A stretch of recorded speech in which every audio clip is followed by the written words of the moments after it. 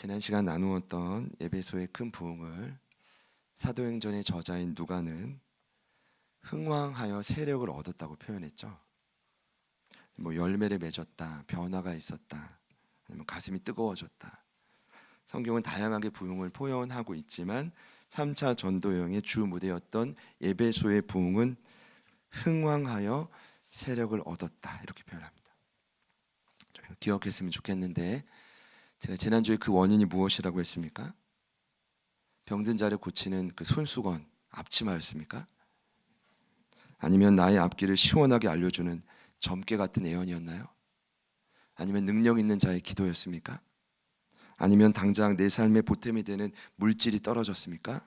모두 아닙니다. 흥왕하여 세력을 얻은 원인에서 모두 제외됩니다. 그러면 에베소 교회가 흥왕하여 세력을 얻은 이유는 뭘까요? 말씀 때문입니다.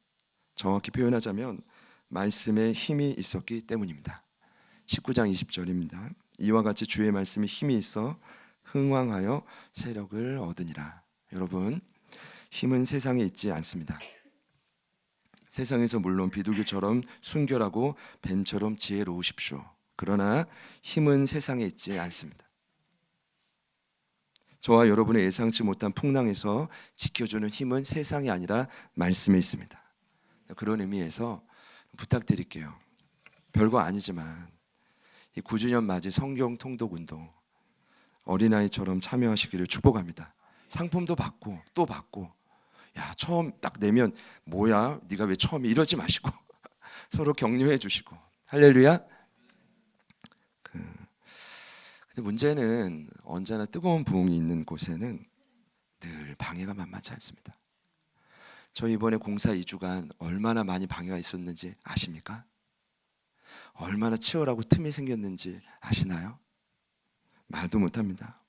근데 중요한 건 이 19장의 에베소도 마찬가지입니다. 데메드리오와 직공들의 폭동이 그 증거입니다. 19장에서 저희가 이 본문 읽지 않고 넘어갔지만 에베소 교회 부흥과 함께 엄청난 폭동이 말씀에 기록되어 있습니다. 이거 이유가 있거든요. 폭동의 원인은 단순해요. 복잡하지 않아요. 단순해요. 뭘까요? 바울이 전한 복음으로 인해 아데미 신상 판매가 감소된 것입니다. 종교로 장사를 해야 되는데 장사를 더 이상 힘들게 된 겁니다. 자, 대표격인 데메드리오 들어보셨죠? 저는 데메드리오가 당시 상인조합의 회장격이라고 보고 있습니다. 굉장히 그 말에 힘이 있었다라고 봅니다. 왜냐? 그가 바울을 신고하는 의미로 외치자 주변에서 사람들이 심각할 정도로 격분하고 흥분하기 시작해요. 여러분, 그 당시에 사람들이 집결했던 곳이 어디냐 하면 한 극장이라고 하는데, 에베소의 한 피온산 기슭에 자리 잡고 있던 직경이 거의 152m가 넘는 그곳에 무려 사람이 다 차면 2만 5천 명을 수용할 수 있는 엄청난 극장이었습니다. 몇 명이 모였을까요? 어마어마하게 모인 거죠. 그곳으로 바울을 잡아와서 죽이려고 했던 겁니다. 여러분, 제가 다시금 깨닫는 게 있습니다. 복음이 전해지는 곳, 복음을 진심으로 수용하는 곳에는 늘 경제적 손해가 따라온다는 겁니다. 여러분, 일단은 그렇습니다. 아멘 하십시오. 일단은 그렇습니다. 예수님을 제대로 믿는, 막 얘기 막 하고 싶죠? 아니라고요. 근데 저도 그런데 일단은 그렇습니다. 왜냐? 예수님을 제대로 믿는다는 건 경제적 관념으로 보면 어떤 의미냐면 내가 손해를 보겠다는 거예요. 여러분, 착각하시면 안 됩니다. 내가 부귀영화를 누리겠다는 게 아니라 내가 먼저 손해를 보겠다는 거예요. 그로 인한 결과는 하나님의 몫입니다. 이건 남겨둘게요. 결과는 하나님이 책임지십니다. 그러나 우선은 그렇습니다. 예수를 따르는데 현재 내가 수입원으로 삼고 있는 주된 업종에서 충분히 손해를 입을 수 있다는 것이 19장의 깨달음입니다. 어쩌면 기독교 역사상 경제적 손실로 조합을 이뤘던 단체와, 잘 보십시오, 교회의 최초의 대립 사건이 19장의 폭동입니다. 여러분, 돈은요 순식간에 사람의 이성을 잃게 만듭니다. 경험해 보셨죠? 저는 오늘날도 마찬가지라고 생각합니다. 사단은 지금도 만몬으로 세상을 지배합니다. 만몬은 물질입니다. 만몬이 성도인 저희들 동일하게 괴롭히고 있다는 사실을 알아야만 합니다. 결코 쉬운 문제가 아닙니다. 그래도 제가 말씀드리는 거예요. 말씀에 나왔으니까. 물론 하나님의 자녀들은 내면에 성령이 함께 하십니다. 믿으시죠? 그런데 문제는 성령이 없는 마음의 자리는 여전히 만몬이 자리하고 있을 가능성이 농후하다는 겁니다. 만몬은 한마디로 뭘까요? 돈신입니다. 돈신. 물질이 내 삶을 지배하고 있다는 것. 여러분, 저희가 진지하게 한번 고민해 봤으면 좋겠습니다. 나는 어떤가? 하나님 나라 위해서 하나님이 저희들을 쓰실 때 그럼 가장 먼저 훈련해야 될 게 뭘까요? 성품일까요? 아니에요. 성경을 보니까 그게 아니에요. 하나님 나라의 도구로 우리를 쓰실 때 가장 먼저 훈련돼야 될 게 뭘까요? 물질입니다. 세부대가 될 때 가장 중요한 훈련이 뭘까요? 여러분, 예수님이 공생의 사역을 시작하기 전에 광야 40일 금식하셨죠? 그 다음 마귀에게 3가지 시험을 받으십니다. 그때 마귀가 뭐라고 합니까? 돌을 떡덩이로 만들어 높은 곳에 올라가서 온 천하를 보여주면 엎드려 다 죽게. 이러면 이게 무슨 시험입니까? 경제적 시험입니다. 만몬의 시험입니다. 예수님도 마찬가지였습니다. 그런데 그 시험을 말씀으로 통과하고 믿음으로 그 시험을 이겨내자 본격적인 사역이 시작됐고 열매가 맺혀지기 시작을 했다는 겁니다. 여러분, 소망이 안 생기십니까? 이 시험을 이기고 싶지 않으십니까? 이겨서 쓰임 받고 싶지 않으십니까? 않으십니까? 않으신 것 같아요. 그래서요, 저는 오늘 1절 말씀에 뭐라고 시작됩니까? 소요가 그쳤다. 저는 이 의미가 단순히 지혜로운 에베소 서기장 때문에 폭동이 잠잠해졌다 이런 의미 아니라고 생각합니다. 그런 의미로만 다가오지 않았습니다. 이 뜻은 이런 의미일 겁니다. 바울과 그 일행들이, 에베소 교회 성도들이 물질로 인한 번민과 갈등으로부터 어떻게 된 거예요? 자유해졌다는 거예요. 자유해졌다. 이제는 마음껏 사명을 위해 달려갈 준비가 되었다는 거예요. 저한테 이렇게 다가오더라고요. 얼마나 그 물질로 인한 번민이 우리의 삶을 끌어당깁니까? 여러분, 하나님 나라 온전한 재정 원칙, 그 뜻대로 타협 없이 준비되는 거 결코 쉬운 일 아닙니다. 이 폭동을 보고 바울은 다시금 마음속에 새겼을 겁니다. 지금 무엇이 이 아시아를, 에베소를 주관하고 있는지, 지금 사단이 가장 쓰기 편한 유혹의 도구가 무엇인지, 그리고 앞으로 지상의 교회들이 무엇과 철저히 싸우며 투쟁해야 되는지 그는 이 폭동을 보며 철저히 깨달았을 것입니다. 만몬입니다. 돈신입니다. 바라기는 지금 저희 안에도 물질로 인한 수많은 염려와 번민으로부터 오늘을 기점으로요 잠잠해지는 역사가 있기를 축복합니다. 소요가 그침에 그것은 이방인이 구하는 거라고 주님 말씀하셨잖아요. 너희들 이방인 아니야. 이미 하나님 자녀야. 그럼 뭘 구해야 될까요? 먹을 거, 마실 거, 입을 걸까요? 구할 수 있죠. 그러나 우리가 먼저 구해야 될 건 그의 나라요, 그의 의예요. 그럼 먹을 것, 마실 것, 입을 것 하나님이 더 하신다는 거예요. 반드시 더 하신다는 거예요. 그 역사에 굴려서 우리가 쓰임받기를 축복합니다. 내 삶에 그 역사가 있다고 고백할 수 있는 저희들이 되기를 소망합니다. 오늘 바울이 이 소요가 그치자 즉각적으로 움직이기 시작합니다. 그냥 움직이는 게 아니에요. 자유해지고 움직일 때 오늘 짧은 본문에 지명이 많이 나옵니다. 에베소에서 마게도냐, 마게도냐에서 헬라. 절 보세요. 절 보십시오. 성경을 봐도 이게 별거 아닌 것 같지만 지명 정리에 꽤 오랜 시간이 걸립니다. 절 보시면 설명드릴게요. 에베소에서 마게도냐, 마게도냐에서 헬라, 헬라에서 안디옥에 있던 수리아로 가고자 했는데 길이 막혀서 마게도냐로 다시 돌아가기 위해 드로아를 방문합니다. 이게 오늘 본문의 지명 이름인데 왜 이렇게 바울이 쉬지 않고 움직일까요? 왜 그가 이렇게 가만히 있지 못하고 움직일까요? 그에게는 반드시 가야 할 목적지가 있었기 때문입니다.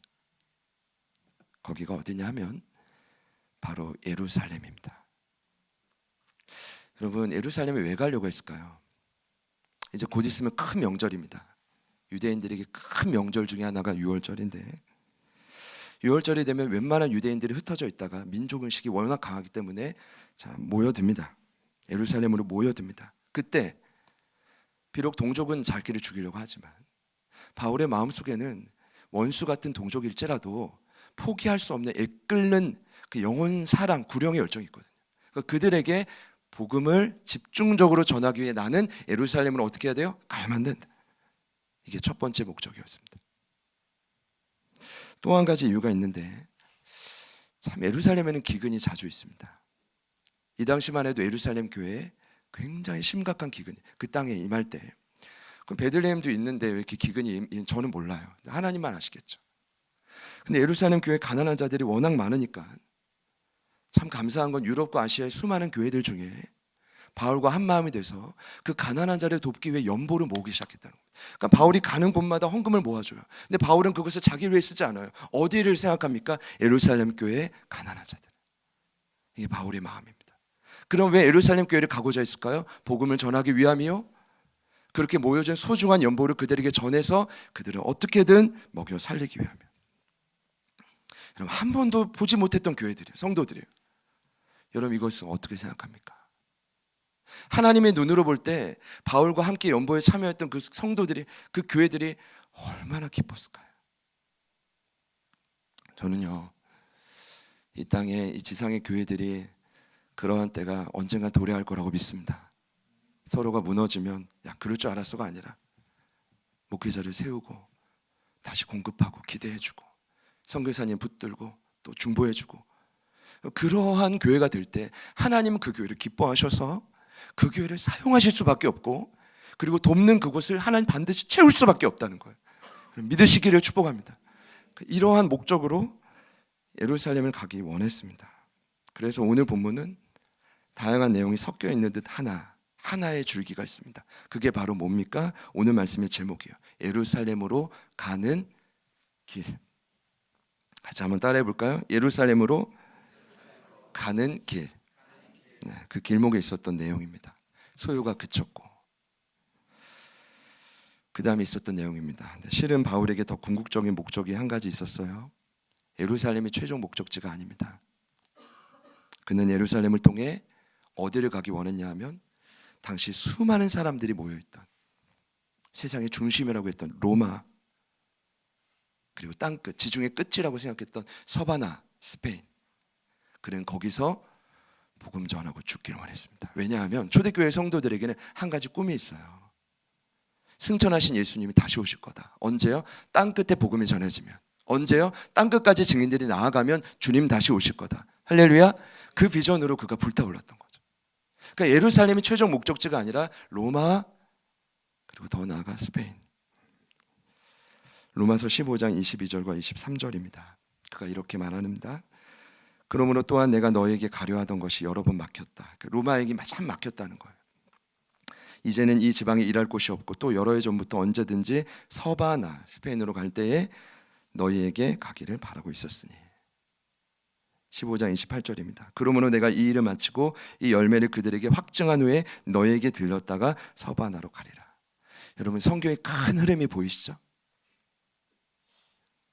사도 바울이 수많은 글을 썼지만 그의 중심에 뭐가 있었어요?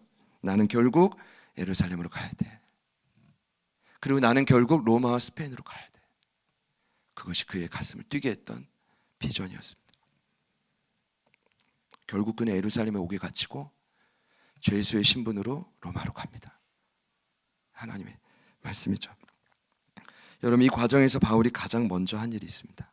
소요가 그친 것도 있었지만 그가 가장 먼저 한 일은 권면입니다. 기록할 수 있는 분들은 체크해 주시면 좋겠는데 1, 2절을 보니까 권하다는 표현이 반복해서 나옵니다. 먼저는 떠날 때 예배소의 제자들을 권하고, 두 번째는 마게도냐 지방에서 개척했던 교회들이 많죠. 빌립보, 데살로니가, 베레아 등 여러 교회의 제자들을 권했다는 것은 권면을 뜻합니다. 이게 왜 중요할까요? 여기 권하다는 뜻은 파라클레오라는 단어입니다. 이렇게 멀리 있던 사람을 아주 가까이 끌어와서 친밀하게 대화하는 그런 모습입니다. 이해가 되시죠? 이게 권면입니다. 여러분, 권면은 단순한 충고가 아닙니다. 그래서 권면이 자꾸 사장되는 것 같아요. 자, 그리고 해도 되고 안 해도 되는 것도 아닙니다. 왜냐하면 초대교회가 끝없는 박해에도 부응한 이유, 여러 이유가 있지만 결정적인 이유가 바로 권면입니다. 권면. 초대교회 권면을 특히 두 가지로 나눌 수 있습니다. 첫 번째는 꼭 기억해 주세요. 교역자, 목회자가 성도들에게 하는 권면. 고린도후서 5장 20절 말씀입니다. 그러므로 우리가 그리스도를 대신하여 사신이 되어 하나님이 우리를 통하여 너희를 권면하시는 것 같이 그리스도를 대신하여 간청하노니 너희는 하나님과 화목하라. 네. 여러분, 교육자는요, 목회자들은 그리스도를 대신하는 정권 대사입니다. 제가 막 이렇게 홍보하려는 게 아니라 오늘 말씀에 나왔으니까 소개하는 건데, 아무리 부족해 보일지 몰라도 하나님이 그렇게 부르시고 선택하시고 사용하시는 도구로 이미 정하셨습니다. 권면은, 그래서 여러분, 권면은 제가 여러분 말씀을 준비하면서 참 많이 고민이 됐는데, 저는 목회자로 성도들에게 진정한 권면을 하고 있는가? 성도들의 입장을 이해하는 것도 중요한데, 지금 저는 진정 사랑하는 마음으로 눈물을 머금고 그냥 듣기 좋은 소리가 아니라 정말 아버지가 원하는 메시지를 가까이 있는 그 영혼에게 뜻을 전하고 있는가? 부끄럽습니다. 제대로 못하고 있다고 생각합니다. 10%도 못하고 있다. 여러분 책임이 아니라 제 책임입니다. 그러고 보면 저도 모르게 현대 심리학의 영향을 많이 받았다고 생각합니다. 말은 그렇게 표현하지 않았지만 마치 상담 기법이 전부인 것처럼. 뭡니까? 물론 그것이 다 전부가 아니지만 제가 이 영향이 저희 교육자분들께도 끼치고 있다고 생각합니다. 왜냐하면 오래 같이 있으니까. 이런 거죠. 상담하실 때 다른 이야기 하지 마세요. 그냥 무조건 들어주기만 하세요. 무조건. 자, 그러면 어차피 성령이 역사하십니다. 할렐루야입니까? 그 말이 맞습니까? 맞기도 하지만 언제 성령이 역사하실지 모르겠어요. 왜 교육자를 따로 세우셨을까요? 여러분, 핑계처럼 느껴졌습니다. 저는. 그리고 개척한 후에 이 사역을 저는 가장 고민하고 있는 중입니다. 그럼에도 이 시간 정확히 말씀드리고 싶습니다. 교육자가 성도들을 향한 그 권면은, 성경이 향한 말하는 그 권면은 그저 들어주고 저희가 여러분을 위해 기도해 주는 것이 전부가 절대 아닙니다. 디도서 1장 9절을 보니 밑분 말씀의 가르침을 그대로 지켜야 하리니 이는 능히 바른 교훈으로 권면하고 거슬러 말하는 자들을 책망하게 하려 함이라. 위로만 하는 게 권면이 아닙니다. 경청만 하는 게 권면이 아닙니다. 필요하다면 그리스도를 대신해서 그 영혼을 책망해야 됩니다. 가르쳐야 합니다. 교훈을 전해야만 합니다.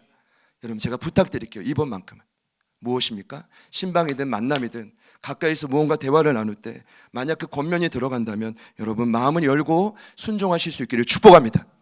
그래야 여러분 개인의 영혼이 삽니다. 그래야 가정에 찾아온 위기가 극복이 됩니다. 제가 근거 구절을 더 말씀드릴 수가 없어요. 이 약속의 말씀입니다. 제가 좀 흥분했다면 이해해 주시기를 바랍니다. 저 때문에 제가 못하니까. 두 번째는 초대교회 권면의 또 하나의 종류는 성도들 간의 권면입니다. 데살로니가전서 5장 11절인데요. 그러므로 피차 권면하고 서로 덕을 세우기를 너희가 하는 것 같이 하라. 자, 그리고 골로새서 3장 16절에도 이렇게 말합니다. 그리스도의 말씀이 너희 속에 풍성히 거하여, 이게 먼저고요. 모든 지혜로 피차 가르치며 권면하고. 권면을 아무나 찾아가서 여러분에게 잠깐 지금 주신 감동을 말하는 게 아닙니다. 여러분 멈추십시오. 그때는 한 번 감동 주셨다고 말하지 마십시오. 최소한 3번, 최소한 일주일, 최소한 몇 차례 하나님 앞에 진지하게 눈물이 날 때까지 그 영혼을 위해 기도해 보십시오. 말을 해야 되는 건지 아닌지. 권면이 남발되는 경우가 많습니다. 저희는 없다고 생각하지만. 그래서 얼마나 지상의 교회들이 무너지고 갈라지고 서로 분열됩니까? 권면을 하기 위해 중요한 조건이 있습니다. 그리스도의 말씀이 내 삶의 풍성에 거하는 겁니다. 이게 뭐냐? 이 말씀이 뭐냐? 하나님과 소통이 계속 되는 겁니다. 그래서 하나님 마음이 부어져서 무엇보다 형제 자매를 향한 하나님의 사랑이 내 안에 뜨겁게 경험되는 것입니다. 그래서 이 한마디를 저 영혼에게 하지 않고서는 도저히 견디지 못할 때, 내 안에 계신 성령님뿐만 아니라 저 영혼 안에 있는 성도 안에 있는 성령님이 탄식하는 것이 보여지고 느껴질 때, 그때 한마디 하는 겁니다. 그럼 그 권면이 서로를 살리는 것입니다. 그리고 그 권면이 서로를 하나 되게 하는 것입니다. 여러분 이해가 되십니까? 단순히 은사받았다고 예언하라는 뜻이 아닙니다. 결국 이런 권면은 우리에게 굉장히 약처럼 쓰지만 굉장히 약이 될 것입니다. 예루살렘으로 힘껏 달려가야 되는데 이를 위해 필요했던 게 있었습니다. 그게 바로 뭐냐 하면 주님이 기뻐하시는 권면이 그를 통해 세워진 교회들마다 일어나는 것입니다. 초대교회 아무리 힘들어도 서로를 붙드는 강력한 힘이 있다면 우리는 모든 위기를 헤쳐갈 수가 있습니다. 그리스도의 전권대사로 에베소와 마게도냐 지방의 여러 제자들을 향한 바울의 권면, 그 위로와 교훈과 책망, 교회를 든든히 세우는 기틀이 됩니다. 제가 이 시간 선포합니다. 이제는 저희 안에도, 이 제자들 교회 안에도 이러한 역사가 마음껏 펼쳐지기를 소망합니다. 어색할 수 있습니다. 좋은 말하는 게.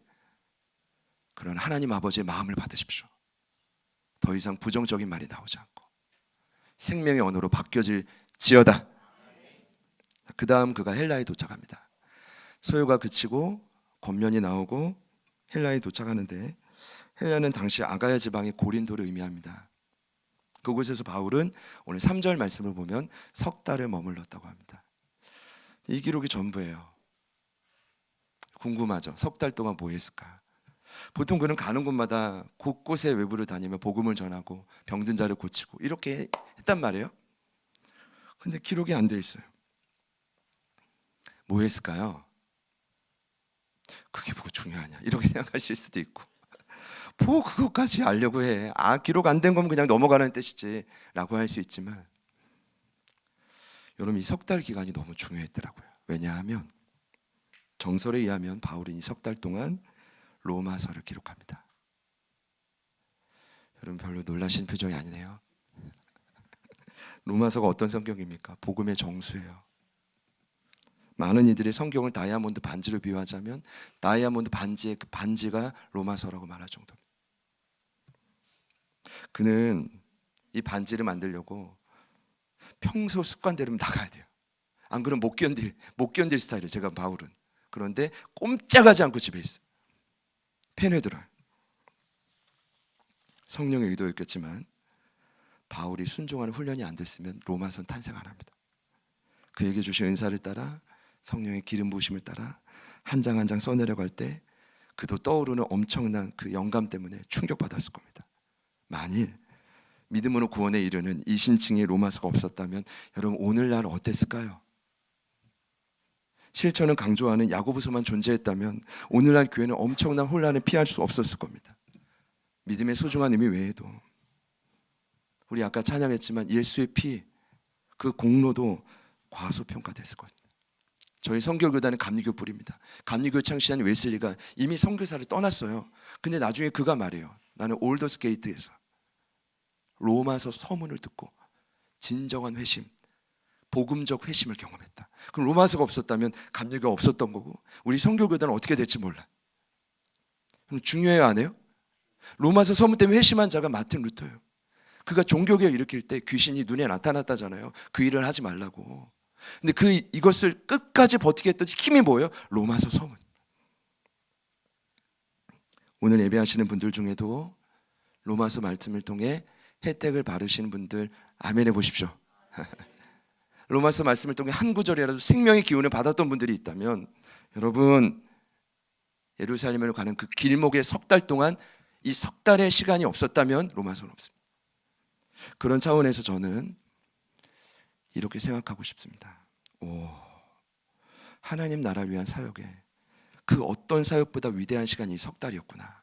그리고 깨닫는 건 뭡니까? 하나님은 준비된 사람이 딱 있잖아요. 그를 통해 별의별 일을 다 하십니다. 나가서 복음만 전하고 가르치는 것이 전부가 아니라 원하시면 글도 쓰게 하시는 거예요. 여러분, 이 뜻이 무엇일까요? 지금 여러분 앞에 여러분이 할 수 있는 것이 전부라고 생각하지 마십시오. 하나님 원하신다면 전혀 새로운 방법으로 하나님이 여러분을 통해 일하실 수 있다는 사실을 믿으십시오. 이것이 예루살렘으로 가는 길에 소요가 그쳐지고 권면이 일어나고 뭐예요? 석 달 동안 새로운 기적이 일어나. 준비만 되면 돼. 그 중심에 나의 예루살렘만 확실히 알면 돼. 그럼 하나님이 어느 날 보이시던 분이 한 달 동안 안 보이다가 성경을 쓰라는 게 아니라 새로운 모습이 딱 나타나거나 새로운 사업의 문이 열리거나 아니면 뭐 만남을 통해서 새로운 길이 열릴 수도 있거든요, 여러분. 그걸 누가 다 알겠어요? 바울에게는 이 석 달이 그런 새로운 기적이었지만 제가 앞으로 여러분들을 통해 어떤 일이 일어날까 제 가슴이 뛰어요. 가슴이 뛰시기를 축복합니다. 마지막 한 가지 더 말씀드릴게요. 그 후 바울은 해상을 통해 속히 예루살렘으로 가기를 원했습니다. 해상이 제일 빨라요. 예루살렘으로 갈 때 해상이 있고 육로가 있으면 배 타고 가는 게 제일 빨라요. 그래서 배를 타고 수리아로 가고자 하는데, 근데 문제는 명절을 맞아 예루살렘으로 가려고 하는 유대인들이 전세를 냈네요. 순례선이 있었어요. 전세를 냈어요. 그 유대인들이 얼마나 많이 따겠어요. 근데 그들의 목적은 한 가지예요. 주의 복음을 전하는 바울을 살해하는 거예요. 이번이 기회다. 수많은 사람들이 배에 탈 거니 배에 탈 때 바울을 조용히 죽여서 물 밖으로 버리자. 근데 감사하게도 이 음모가 바울에게 들려집니다. 그래서 막 출항하려던 배에서 바울이 내려요. 그럼 감사하죠. 그래서 해상이 아니라 마게도냐를 거쳐 육로로 돌아갈 것을 그가 결정을 했는데, 핵심은 이게 아니에요. 근데 이 시점에서 누가는 그의 이야기를 잠시 중단하고 바울과 동행하는 자들을 소개해요. 좀 갑자기, 좀 뜬금없이, 마치 계획된 것처럼.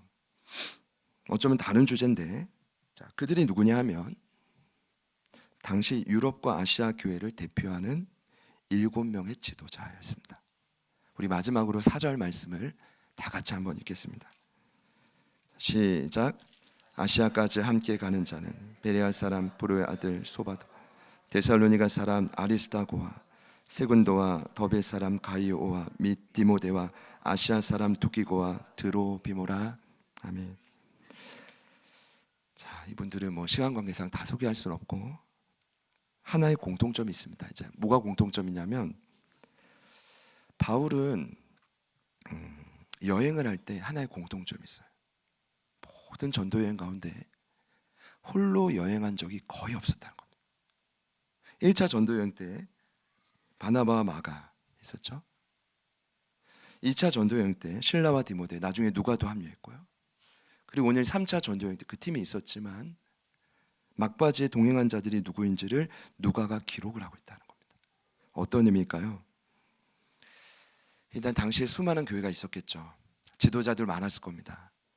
그런데 모든 지도자들이 바울의 비전과 다 동일했던 건 아닙니다.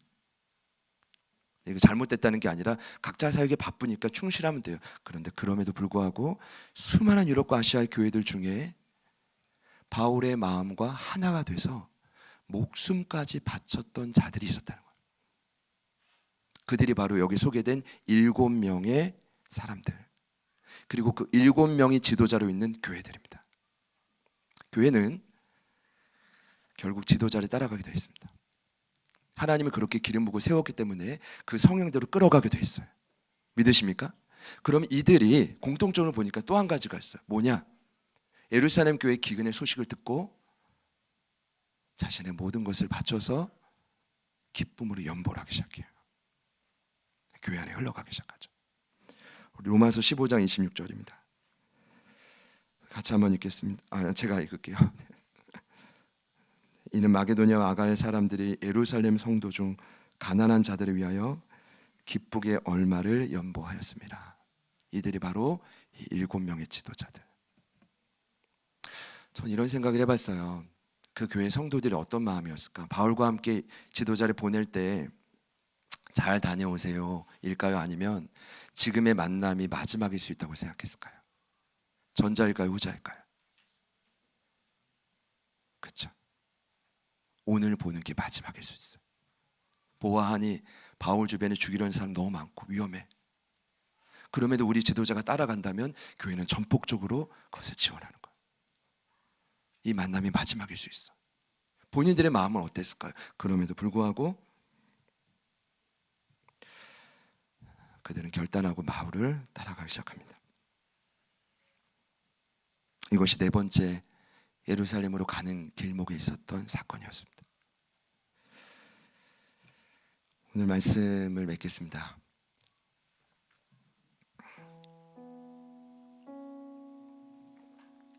여러분 정리 한번 해보시죠. 오늘 말씀의 결론은 굉장히 분명합니다. 바울이 하나님이 원하시는 목적지를 향해 달려갈 때 하나님이 허락하시는 일들이 있었다는 겁니다. 첫 번째, 물질로 인한 소유를 그치게 했다는 거예요. 마음껏 가라고. 두 번째, 권면을 통해 교회를 든든히 세워갔다. 세 번째, 새로운 사역의 길을 여셨다. 로마서를 쓴 거죠. 네 번째, 제가 마지막으로 소개했죠. 자신의 모든 걸 바치고 함께하는 동역자들을 붙이셨다. 여러분, 하나님 나라 일은 절대 혼자 할 수 없습니다. 여러분이 없으면 제자도 교회는 없습니다. 우리의 헌신과 눈물이 없으면 교회는 없는 거예요. 믿으시죠? 붙이신다. 저는 오늘 이 말씀이 우리 제자들 교회 귀한 지체분들 그리고 온라인으로 예배하시는 모든 분들께 하나님이 이미 맹세하신 약속이라고 저는 믿어요. 근데 이 약속이 어디에 있냐면 하늘에 있어요. 그럼 어떻게 해야 될까요? 기도로 그 약속이 실제 나의 것이 되도록 끌어당기는 것이죠.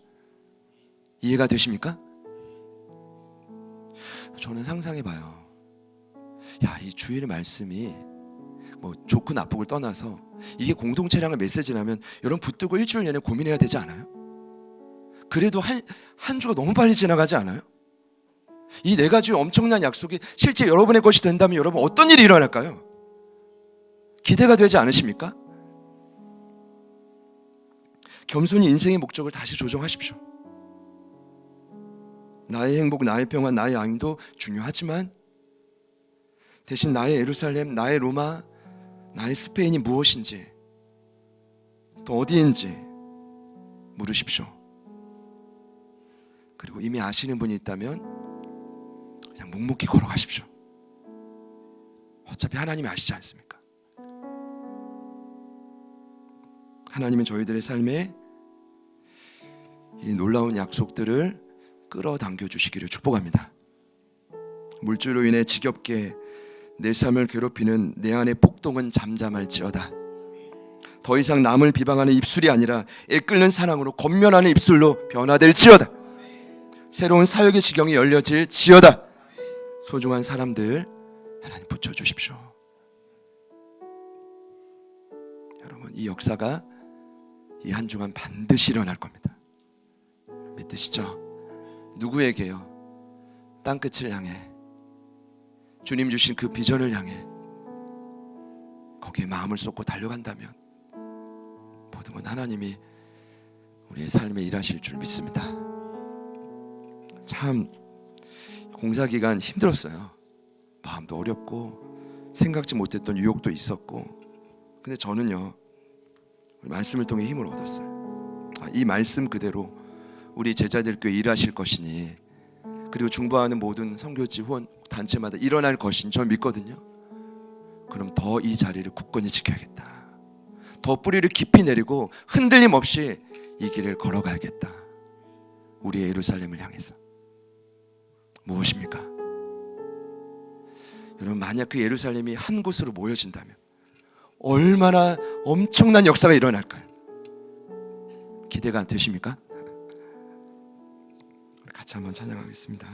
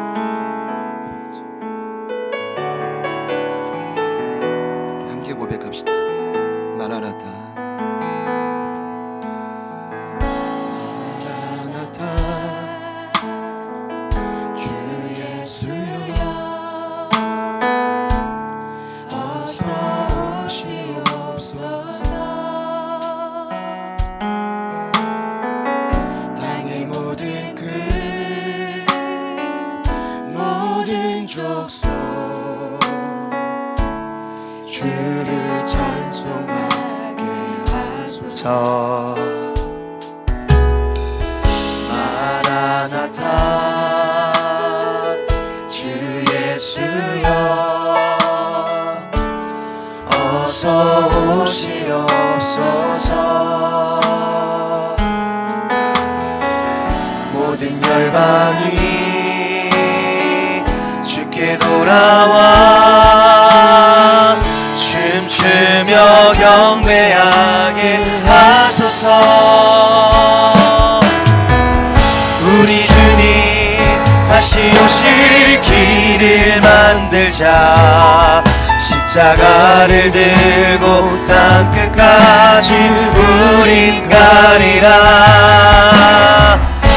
우리 주님 하늘 영광 온 땅 덮을 때 우리 땅끝에서 주를 맞으리. 마라나타 마라나타 아멘. 주 예수여 오시옵소서. 마라나타 마라나타 아멘. 주 예수여 오시옵소서. 우리 주님 다시 오실 길을 만들자. 십자가를 들고 땅끝까지 우린 가리라. 우리 주님 하늘 영광 온 땅 덮을 때 우리 땅끝에서 주를 맞으리. 마라나타 마라나타 아멘. 주 예수여 오시옵소서. 마라나타 마라나타 아멘. 주 예수여 결단하는 마음으로 고백하소서. 우리 주님 다시 오실 길을, 우리 주님 다시 오실 길을 만들자. 십자가를 들고 땅끝까지 우리 가리라.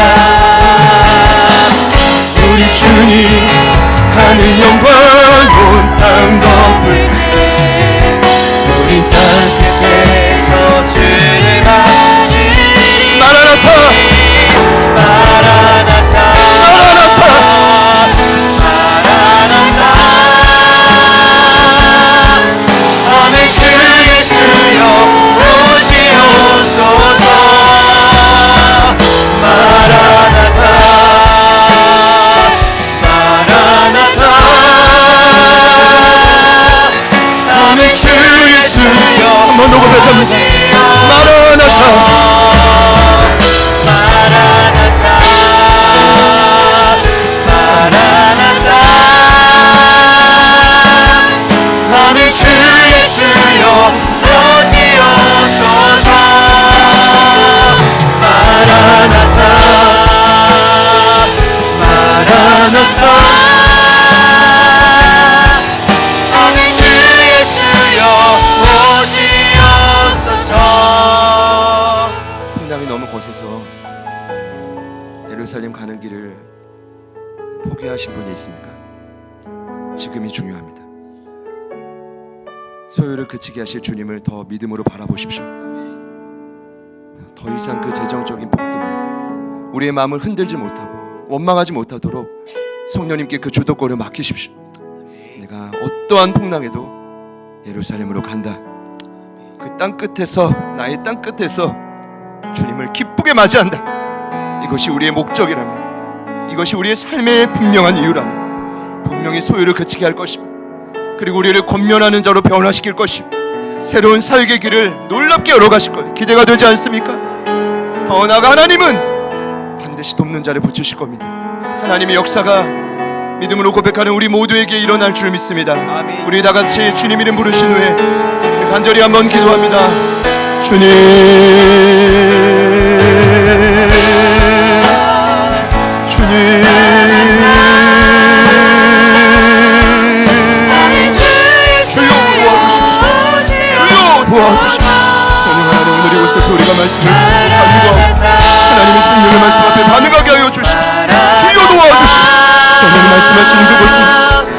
따라가게 하여 주옵소서. 하나님 감사합니다. 우리 안에 있는 모든 재정적 소유가 그칠지어다. 하나님 더 나아가 우리 안에 모든 부정적인 언어들이 사라지고 진정 사랑과 눈물 안에서 권면이 일어나게, 선한 권면이 일어나게 하여 주십시오. 하나님 아버지 도와주십시오. 하나님 이제 담대히 나아갈 것이다. 머리를 주님만 바라보고 예수님의 능력을 바라보고 우리가 나아갈 것이다. 예, 주마다 새로운 영혼, 하나님 소중한 가족들을 주님 지키고 모든 그치게 하여 주시고 떠나는 자로 되게 하여 주시고 더 나아가 하나님의 영광을 위해 새로운 삶의 길을 열어주십시오. 주십시오. 주님 도와주십시오. 주여 도와주십시오. 성령 하나님도 하나님 그 이름의 능력이 우리 가운데 주셔서 변화되게 하여 주십시오. 심장이 바뀌게 하여 주십시오. 생명의 날이 날아가게 하여 주십시오. 하나님 복음의 능력으로 변화되게 하여 주십시오. 모든 것이 사라지고 하나님 이곳이 우리의 하나님 이곳이 우리의 서원하게 하여 주십시오. 하나님 우리의 길을 여셔서 하나님 난 끝까지 나게 하여 주십시오. 주여 도와주십시오. 성령 하나님 역사하소서. 성령 하나님 일하여 주십시오. 마라나타 아멘. 주 예수여 오시옵소서. 마라나타 마라나타 아멘. 주 예수여 오시옵소서.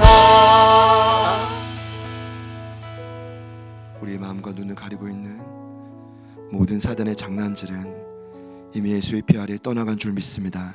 말씀이 확실히 이해되게 하여 주시고 말씀이 가슴에 확실히 박히게 하여 주셔서 하나님 말씀을 붙들고 기도할 때 하늘에 이미 약속하신 이 언약이 우리의 것이 되게 하여 주옵소서. 사랑하는 가족들, 이 부업에 참여하는 모든 이들의 삶 속에 재정적 소요가 그칠지어다. 원망하고 저주하고 비방하는 이 입술이 아닌 진정 사랑으로 권면하는 자로 변화될지어다. 주님 새로운 사역의 길을 열어주십시오. 동일한 일에 쳇바퀴 돌듯이 반목하여 무너지고 불평하는 것이 아닌 새로운 삶의 길을 열어주시옵소서. 하나님이 동역자들을 준비하고 있사오니 우리 사랑하고 대하는 가족들의 삶에 그 영혼들을 보내주시옵소서. 더욱 강력하게 힘이 되어 예수만을 바라보고 우리 예루살렘인 이곳에 더 나아가 우리의 땅끝인 그곳을 향해 함께 달려가는 우리 모두가 될 줄 믿습니다. 이제는 우리 구주 예수 그리스도의 은혜와 하나님 아버지의 변함없는 신실하신 사랑하심과 성령님의 내주 충만 교통 위로하심의 역사가 특별히 지난주에 이어 한 가정으로 마음을 쏟아 정착하신 사랑하는 최옥자 성도님, 그리고 오늘 현장 예배에 처음으로 함께 하신 우리 김정숙 성도님, 앞으로 이 길을 함께 달려갈 이 땅의 수많은 우리 제자들 교회 가족분들, 그리고 그것을 지켜보고 기뻐하며 한 마음으로 위로하고 권면하는 우리 제자들 교회 모든 성도들 머리 위에 지금부터 영원토록 함께 하시기를 간절히 축원하옵나이다. 아멘.